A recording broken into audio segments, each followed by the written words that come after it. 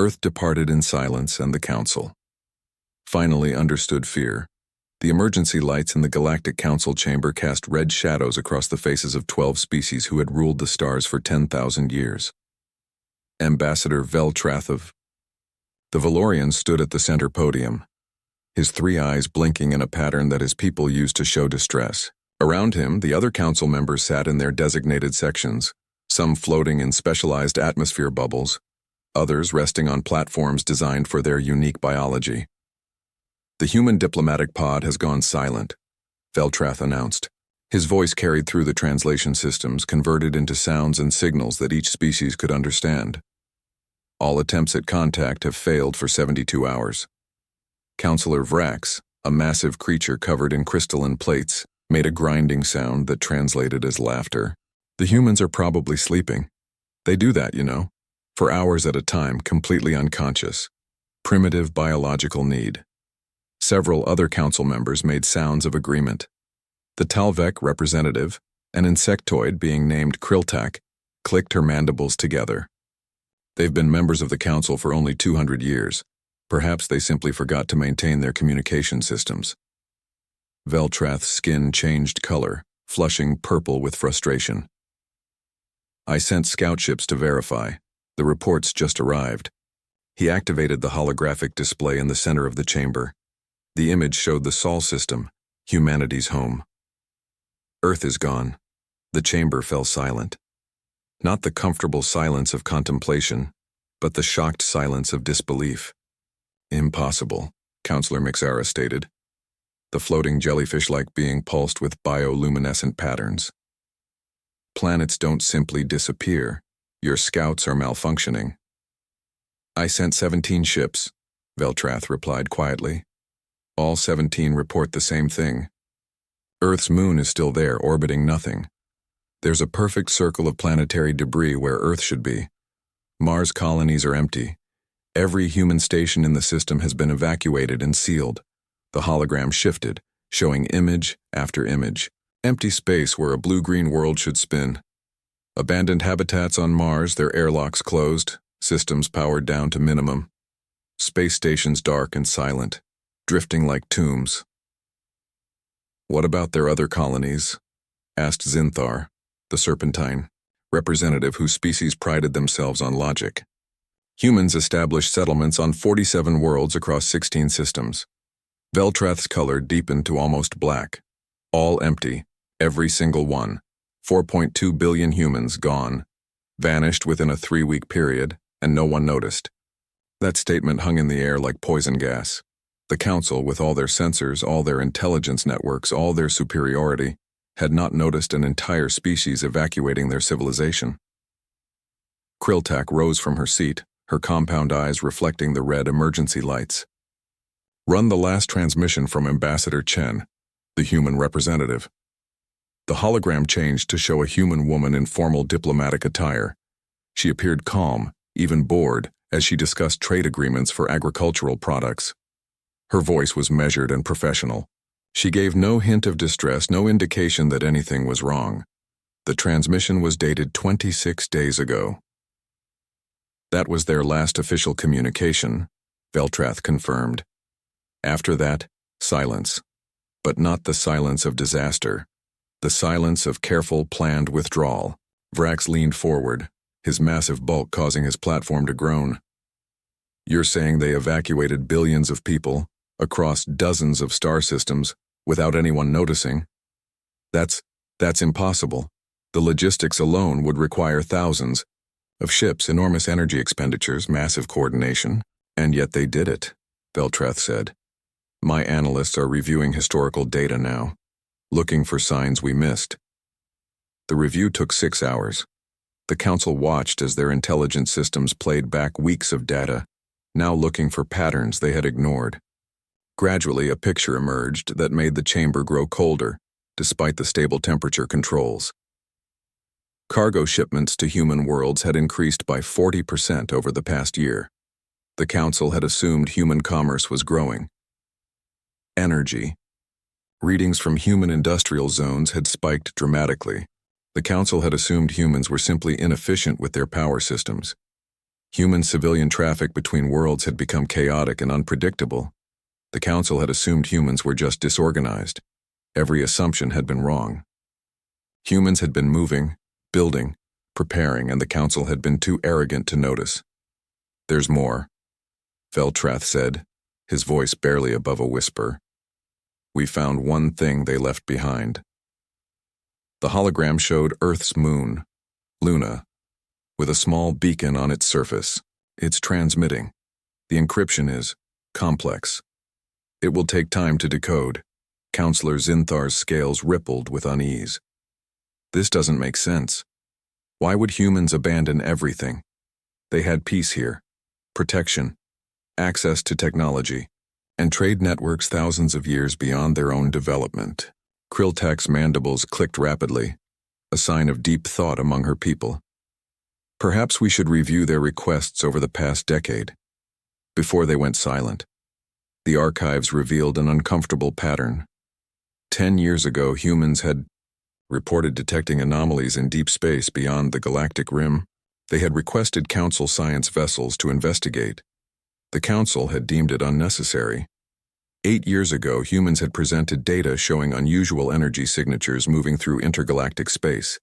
The Council's scientists had called the data inconclusive and alarmist. 6 years ago, humans had proposed joint military exercises to test readiness for unknown threats. The Council had refused, stating that the galaxy had been at peace for 10,000 years. 4 years ago, humans had requested permission to establish emergency protocols and evacuation procedures. The Council had filed the request away, considering it paranoid thinking from a young species still traumatized by their violent history. 2 years ago, Ambassador Chen had given a speech before the Council. The recording played in the silent chamber. Chen stood at the same podium where Veltrath now stood, her face serious. "Counselors, we have detected something in the deep dark between galaxies. Something vast. Something moving. We don't know what it is, but every predictive model we run shows it heading toward our galaxy. We're asking, begging for the Council to take this seriously, to investigate, to prepare." In the recording, Vrax's voice rumbled with dismissive amusement. "Ambassador Chen, humanity has been part of the galactic community for less than 2 centuries. We have maintained peace and prosperity for 10,000 years. Perhaps your species' troubled past makes you see threats where none exist." Chen's expression in the recording didn't change, but something flickered in her eyes. Something cold and calculating. She had nodded once, thanked the Council for their time, and returned to her seat. That had been her last major address to the Council. After that, just routine trade discussions and minor diplomatic matters. Nothing to suggest that humanity was planning the greatest evacuation in known history. The recording ended. The Council members looked at each other, and for the first time in 10,000 years of rule, uncertainty crept into their ancient confidence. "They warned us," Mixara pulsed softly. "Multiple times. We called them paranoid, and now they're gone," Veltrath said. "The question we need to answer is, what did they see that made them leave everything behind? What threat is so terrible that humanity chose to vanish rather than stay and fight alongside the Council?" The silence that followed. The red emergency lights seemed to grow darker, and the vast chamber felt suddenly very small and very fragile. Outside the station, in the infinite dark of space, something moved in the distance between stars. Something vast and patient and hungry. But the Council didn't see it yet. They would. Soon enough. Earth departed in silence, and the Council finally understood fear. 3 weeks had passed since the Council discovered humanity's disappearance. Kriltak stood in what had once been a human research station, orbiting a gas giant in the Tau Ceti system. Her team of Talvek investigators moved through the empty corridors, scanning every surface, analyzing every leftover molecule. The station was pristine, too pristine. "Everything valuable has been removed," reported one of her subordinates, a younger Talvek named Shikstar. "Weapons, advanced technology, biological samples, data cores, all gone." Kriltak approached a workstation that had been stripped clean. The terminal was still powered, but its memory had been wiped. "Not destroyed," she noted. "Just erased, as if humans didn't want to damage Council property." only remove anything that belonged to them. They were thorough, she said. This wasn't a panicked evacuation. This was planned, precise, military-grade efficiency. She had seen 15 other human facilities across 6 systems. All of them told the same story. Humans had left nothing behind except empty shells and questions. It was the most complete withdrawal in galactic history, and they had done it without anyone noticing until it was too late. Back on Zenith Prime, Veltrath finally succeeded in decoding the human beacon on Luna. He stood before the council once again, but this time the chamber wasn't just filled with confusion. Now there was something else in the air, something the council hadn't felt in 10,000 years: unease. The message is simple, Veltrath said, displaying the decoded text for all to see. It reads, "We saw what you refused to see. We did what you refused to do. Don't follow us. Don't look for what's coming. Survive if you can. Humanity." The words hung in the holographic display like an accusation. "There's more," Veltrath continued. "Attached to the message are coordinates. They point to deep space beyond all charted territory. And there's data. 20 years of data. Seismic readings, energy signatures, astronomical observations. The humans were tracking something." He pulled up the human data on the main display. Charts and graphs filled the air, showing patterns that meant nothing to most council members at first. Then Veltrath began to explain, and the temperature in the room seemed to drop. "This is energy consumption data," he said, highlighting one section. Humans detected massive energy signatures in intergalactic space. Not from any known source. Not natural phenomena. Something else, another graph appeared. Gravitational distortions, moving in patterns that suggest intelligence, direction, purpose. More data flooded the display. Electromagnetic silence spreading across sectors of neighboring galaxies. Civilizations that were broadcasting suddenly going dark, one by one. Dozens of them. Counselor Zinthar's scales had turned pale. "How long have humans been tracking this?" 20 years, Veltrath answered.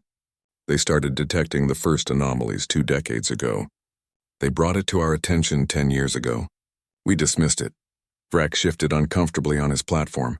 "But what is it? What did they see?" Veltrath brought up a final image. It was a projection, a computer model built from human data.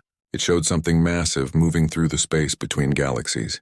Not a single object, but something vast and spreading like a cloud or a swarm. "Humans called it the silence," Veltrath said quietly, "because every civilization it encounters stops broadcasting. Completely. No distress signals. No evacuation calls. No final messages, just silence." The council chamber was quiet for a long moment. Then Mixara pulsed with agitation. "How far away is this thing?"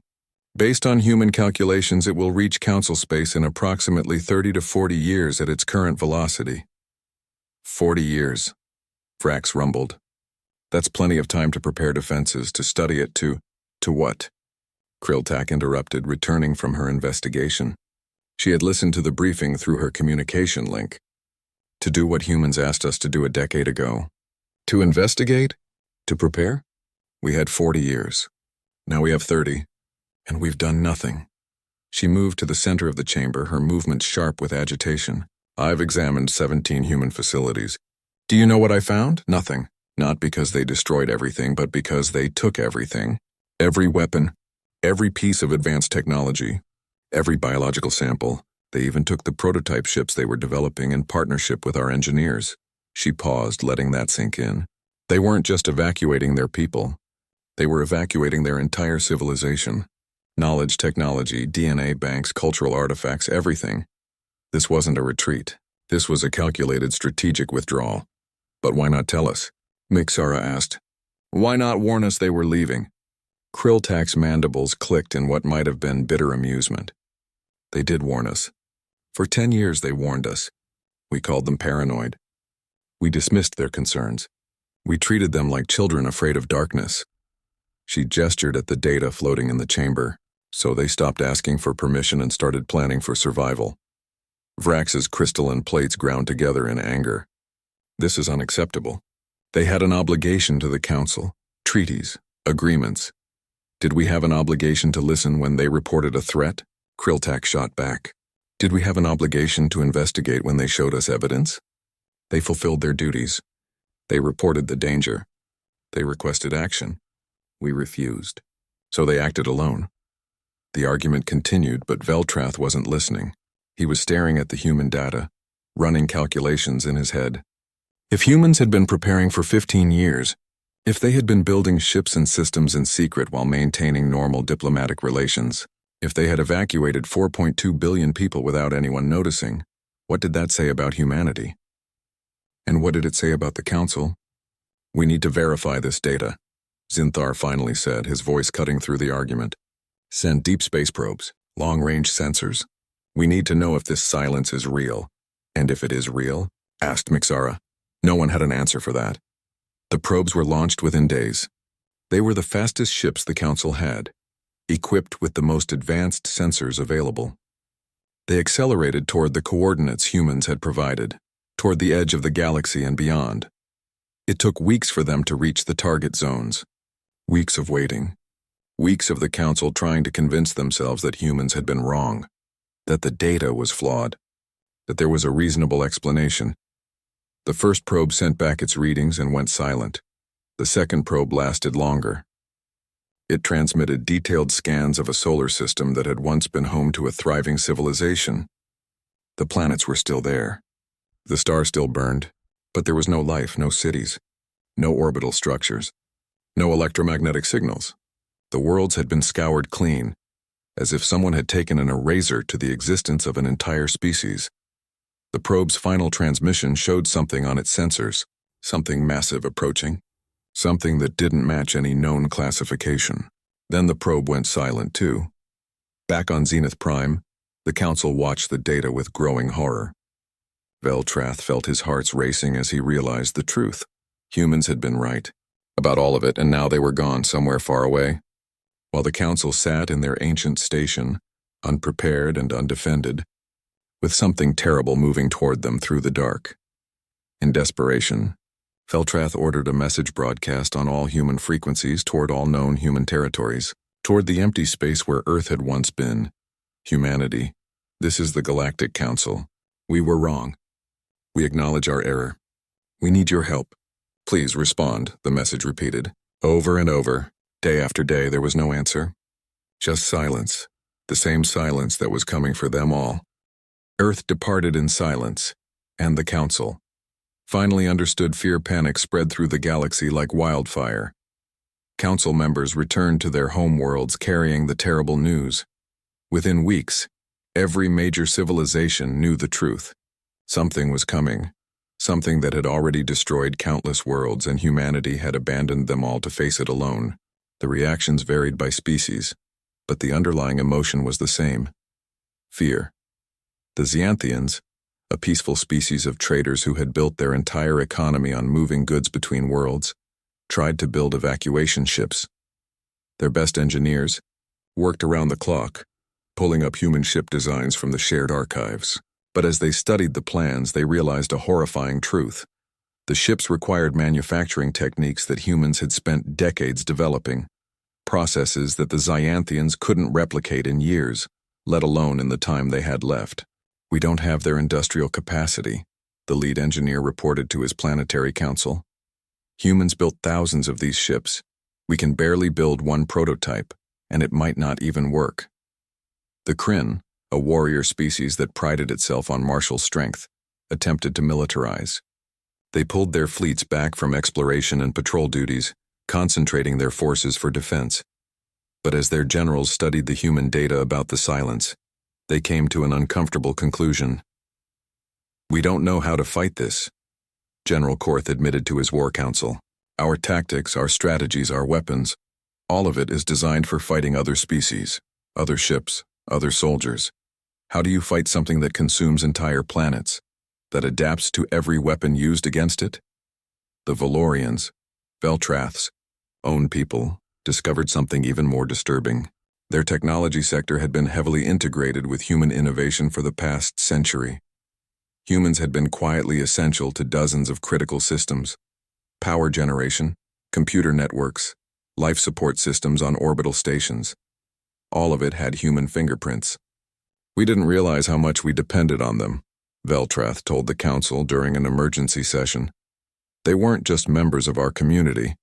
They were the engineers keeping much of it running, and we never noticed because we were too busy being superior. The Council tried everything they could think of. They sent more messages to humanity. They dispatched scout ships to search for any trace of where humans might have gone. They offered rewards for information. They pleaded. They promised anything, and everything if humanity would just come back and help them. Silence was their only answer.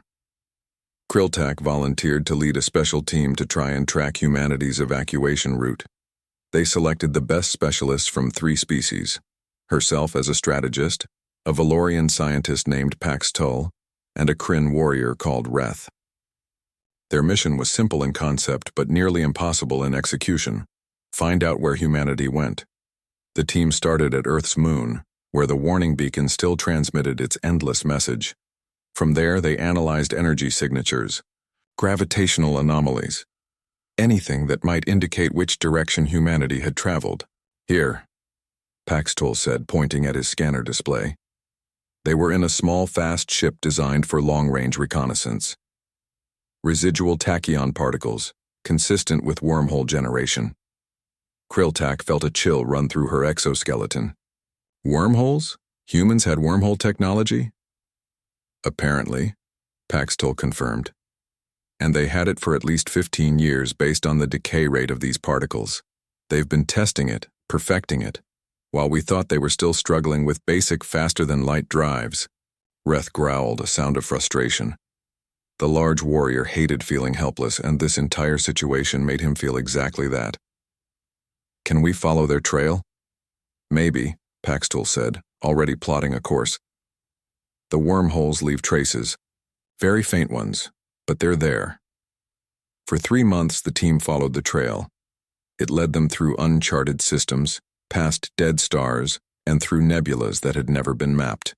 The trail was faint, sometimes disappearing for days before they found it again. But it was there, a path through the darkness left by a civilization fleeing into the unknown. They found abandoned human stations along the way, small outposts, clearly meant as temporary stops during the evacuation.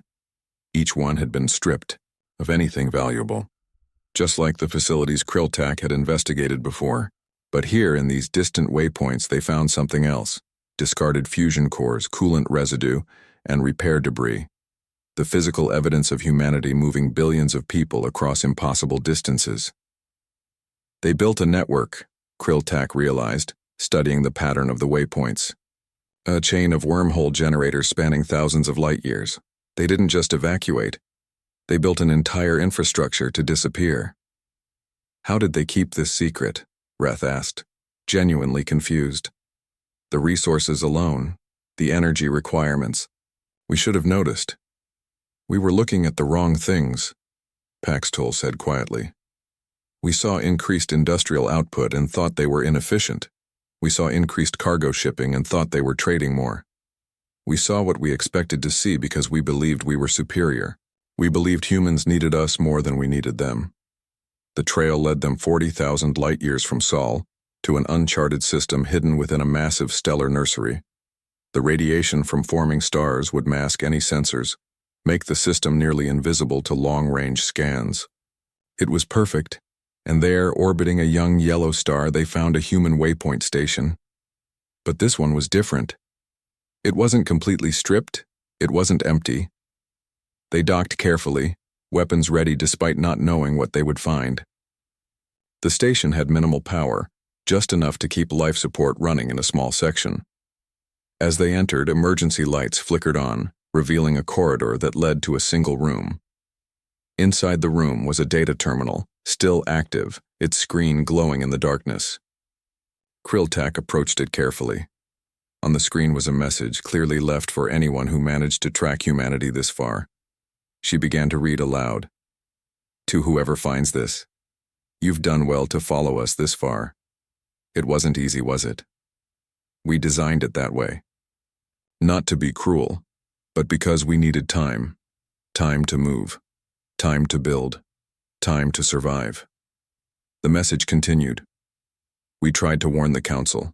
For 10 years we presented evidence, data, projections. We asked for help, for cooperation. for simple acknowledgement that the threat was real. We were ignored, called paranoid, treated like frightened children by species who ruled the galaxy long before we left our own planet. Paxtol read the next part. So we made a choice. We couldn't save everyone. We didn't have the resources or the time, but we could save ourselves. We spent 15 years building ships in secret, establishing waypoints, creating evacuation plans. We diverted 73% of our industrial output to this project. Do you understand what that means? 3/4 of everything we made went to building the largest evacuation fleet in known history, and the Council never noticed. Reth's growl was softer now, almost respectful. Impressive. The final part of the message appeared. We learned from our own history on Earth. When those in power refuse to see danger, those who see it must act alone. We will not forget the Council. We shared 200 years with you, but we will not return. Humanity walks alone now, into the dark, to find a place where we can survive what's coming. We hope you find your own way to survive. We truly do.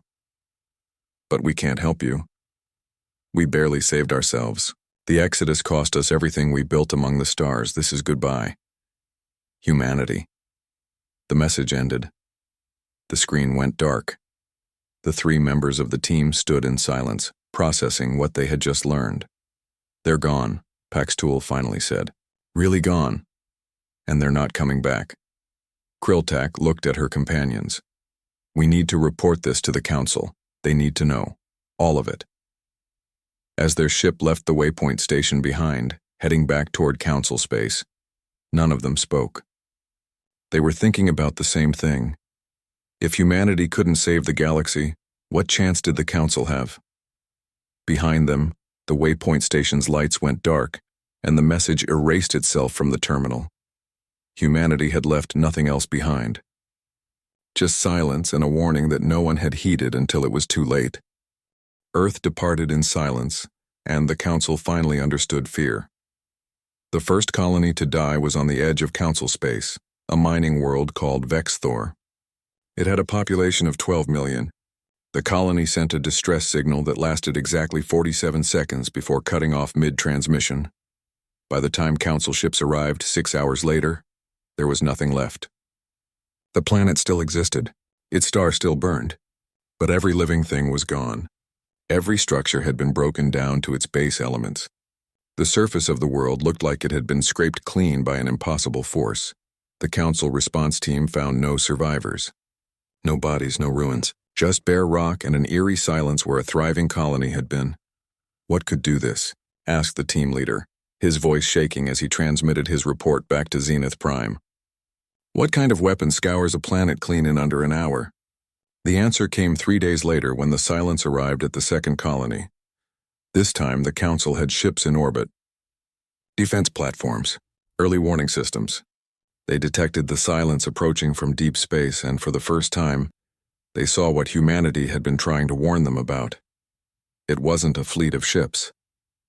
It wasn't a weapon. It was something worse.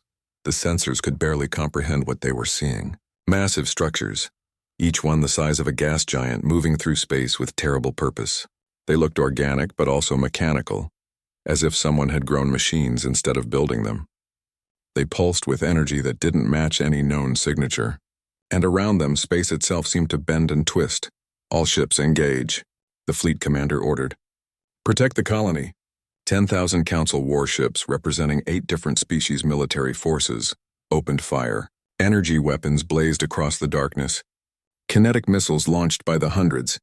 Exotic matter warheads that could crack planets detonated against the silence's structures. For a moment, it seemed like it was working. The energy pulses impacted the massive forms, causing visible damage. The fleet crews cheered. Then the silence adapted. The energy weapons stopped having any effect, their power simply absorbed by the structures. The kinetic missiles were caught by gravity fields and crushed into nothing. The exotic warheads detonated, but the explosions were contained, pulled into the structures and consumed. They're learning, the fleet commander whispered in horror. They're adapting to every weapon we use. The structures began to move toward the fleet. Not quickly, but with inevitable purpose. Ships that got too close were pulled into the structures, disappearing into the organic mechanical mass. The screams of the crews echoed across communication channels before cutting off abruptly. The fleet commander made the hardest decision of his life. All ships retreat, full burn. Get away from his transmission ended. His flagship had been caught by one of the structures. The rest of the fleet scattered, fleeing in panic. Out of 10,000 ships, less than 3,000 escaped. The colony below was consumed in 2 hours. 12 billion people gone.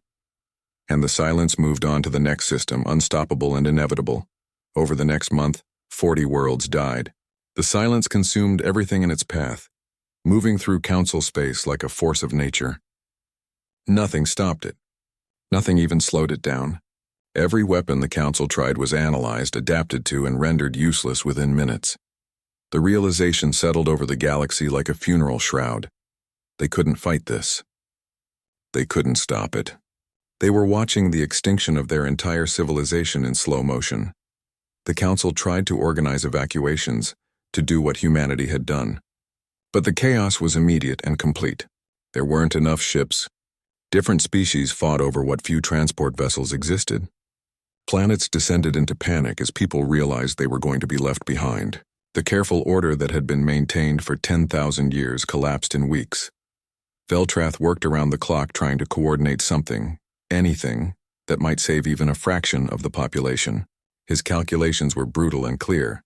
The Council had the infrastructure to save maybe 2% of the galactic population. 2%. While humanity had saved 99.8% of their people through 15 years of secret preparation. We were arrogant, he told Kriltak during one of their few breaks.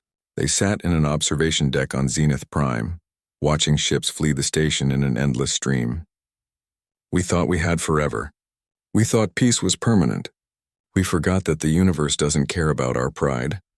Kriltak's mandibles clicked softly. Humanity remembered. Their children compared to us, and they remembered what we forgot. Nothing lasts forever. Everything ends. The question is whether you're ready when it does. An alarm sounded. Another system gone. Another 40 billion lives erased. The silence was accelerating, consuming worlds faster now, as if it was gaining momentum. Then, as Veltrath sat in his office reviewing the latest horrific casualty reports, his communication terminal activated. A message was incoming on an old human frequency, one that hadn't been used in months. His hands shook as he opened it. The screen showed a human woman in military uniform. She was older, with gray hair and tired eyes, but there was steel in her expression. The name tag on her uniform read, Admiral Chen. Council, she began, her voice cutting through the static. This is Admiral Chen, commander of the Human Exodus Fleet. I served as ambassador to the Council before we departed. I see that the silence has reached your space. I see that you're dying. Veltrath's hearts pounded. He forwarded the transmission to every Council member immediately. Chen continued, We did not abandon you out of malice. We left because we had to. We offered warnings. We offered data. We offered partnership. You offered condescension and dismissal. We would have shared our evacuation plans if you had listened when there was time. But you didn't, and we couldn't wait any longer. The Admiral paused, and something that might have been sadness crossed her face. But we are still human. We remember our history. We remember what it means to abandon people to death when you could help, even in small ways. We swore we would never be that kind of species. She straightened. I am attaching coordinates to this message. It's a waypoint, hidden and safe, at least for now. You have 12 days to reach it. Bring whoever you can carry. Bring whatever ships you can gather. We will shelter you. But understand this, we promise nothing. We guarantee nothing. We may have room for some of you. We may not. We are not your saviors. We are not your solution. We are simply offering you a chance, which is more than you offered us when we needed you. Chen's expression hardened. Also understand this, if you reach the waypoint, you come under human authority. There is no council in exile. There is no democracy of equals. This is humanity's ark, built with our resources, our planning, our sacrifice. You will be refugees, not partners. You will accept our rules or you will not be allowed to stay. The age of the council ended when you ignored our warnings. What comes next will be different. She leaned forward, her eyes staring directly into the camera. We don't owe you this. Many in my fleet argued against offering help at all, but we decided that we won't let you die without at least trying. Not because you deserve it, but because we choose to be better than that. The coordinates are valid for 12 days. After that, we move to our next position and you'll never find us. Choose quickly. Chen out. The transmission ended. Veltrath sat in stunned silence for a moment. Then he began typing frantically, sending orders to every council member, every fleet captain, every planetary governor who could still receive messages. Humanity had offered them a chance. One chance.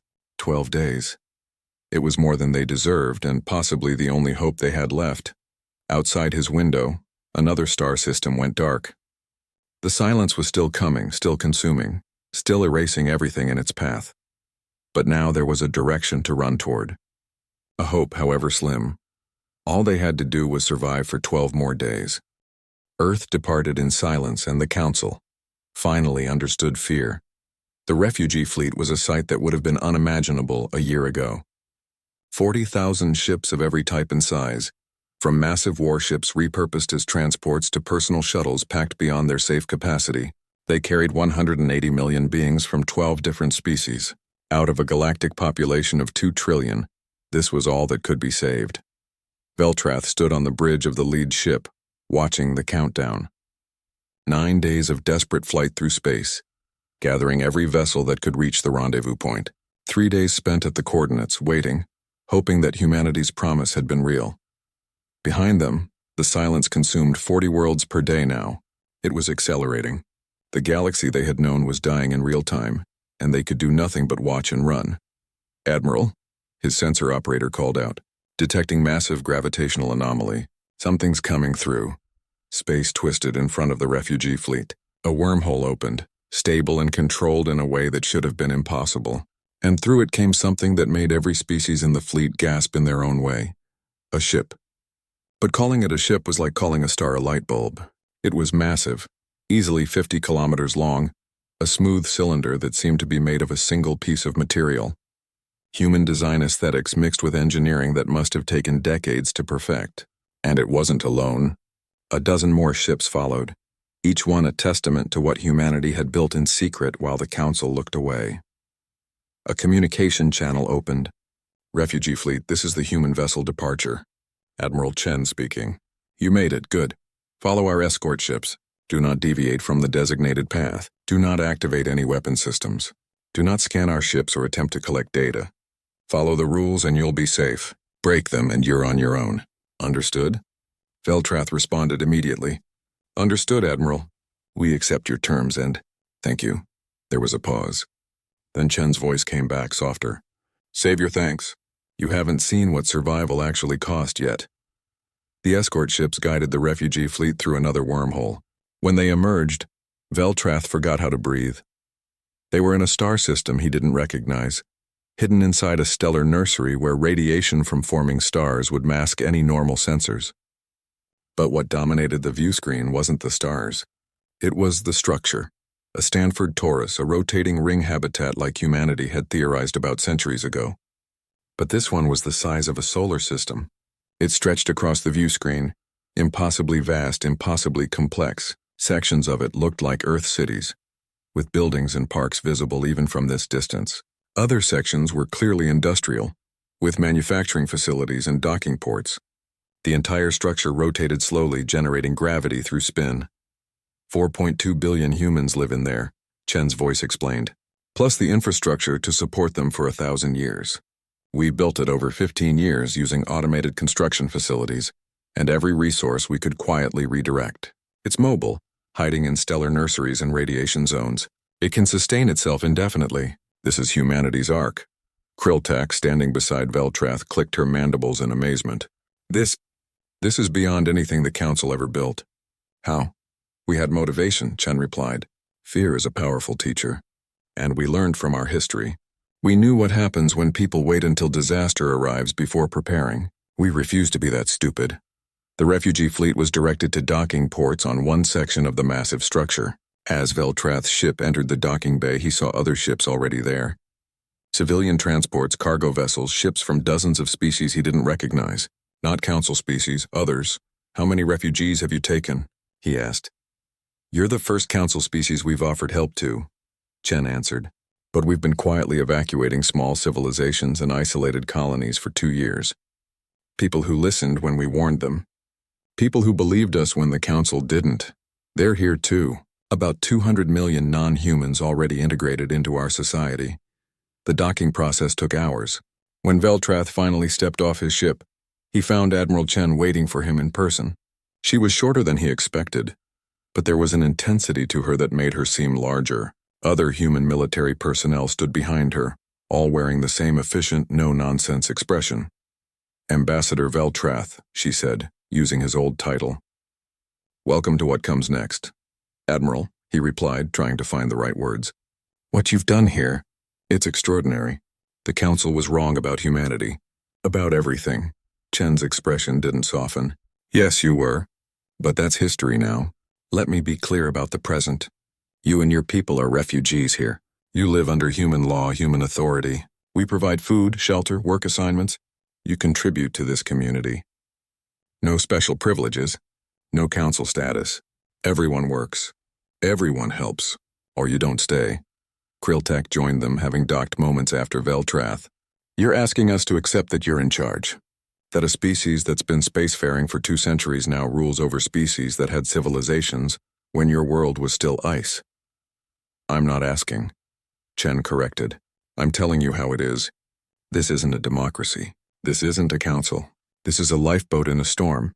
And there's only room if everyone follows the same rules. Your species' age doesn't matter here. Your previous authority doesn't matter. What matters is survival. Our way kept humans alive. Your way led to extinction. The results speak for themselves. Veltrath expected to feel anger at those words. Instead, he felt relief. Someone was in charge. Someone who had actually saved their people. Someone who had seen disaster coming and prepared for it. What do you need from us? He asked simply. Chen gestured for them to follow. She led them through corridors that looked remarkably like Earth cities. Artificial sky above. Trees growing in parks that shouldn't exist on a space station. Children playing. Human children alongside alien children of species he didn't recognize. We need workers, Chen explained. Engineers, scientists, teachers, farmers. Everyone has a role. We've got 300 million new people to integrate. That's not easy. But we've done it before and we'll do it again. She stopped at an observation deck that looked out over the interior of the Taurus. Cities stretched into the distance following the curve of the ring. Clouds drifted through the artificial atmosphere. It looked impossible. It looked like a miracle. You called this an arc, Kriltak said quietly. Where is it going? Away, Chen answered. We have wormhole generators that let us jump this entire structure. Every few months we move to a new hiding place. The silence will finish consuming the galaxy in about 20 years. After that, it will probably move on to the next galaxy. Once it's gone, maybe we come back. Maybe we find a new galaxy untouched. Maybe we keep running forever. We'll decide when we have to. Veltrath watched human and alien children playing together below. The Council maintained peace for 10,000 years. We thought that made us wise. Peace made you complacent, Chen said bluntly. You forgot that the universe doesn't care about your accomplishments. You forgot that survival is something you have to work for every single day. Humanity never forgot. We're too young. Our memories of war and disaster are too fresh. That saved us, she turned to face them both. Your council is gone. That era is over. But you're still alive, and that means something. You can be bitter about the past, or you can help build the future. Your choice, Veltrath looked at Kriltak. The Talvek's mandibles moved in a pattern that meant acceptance. He felt the same way. We choose the future, Veltrath said. Chen nodded. Good, welcome aboard. Now come on, there's work to do. Those refugee ships need to be processed, and we're running out of time before the next wormhole jump. As they walked through the corridors of humanity's arc, Veltrath thought about what they had lost and what remained. The galaxy was dying behind them. Trillions of beings that the Council couldn't save. But here, in this impossible structure built by the species the Council had called paranoid, life continued. Months passed. The silence consumed more of the galaxy. Veltrath worked in the integration office, helping process new refugees. Every few weeks, humanity opened wormholes and rescued small groups from isolated colonies. Never large populations, they didn't have the resources, but they saved who they could. One day, standing on the same observation deck, Veltrath found Chen looking out at the artificial cities. Do you regret it? He asked her. Saving us? Some in your fleet argued against it, you said. Chen was quiet for a moment. Every person we save is a strain on our resources, a risk to our security. The logical choice would have been to leave you all behind." She paused. "But humans aren't just logical. We're emotional, moral. We couldn't live with ourselves if we didn't try. Even after everything, we're still the species that believes in second chances." "You gave us more than a chance," Viltreth said. "You gave us a future." "We gave you survival," Chen corrected. "The future is what you make of it." In the distance, an alarm sounded. Time for another wormhole jump. The entire structure would move to a new hiding place, staying one step ahead of the darkness consuming everything they'd known.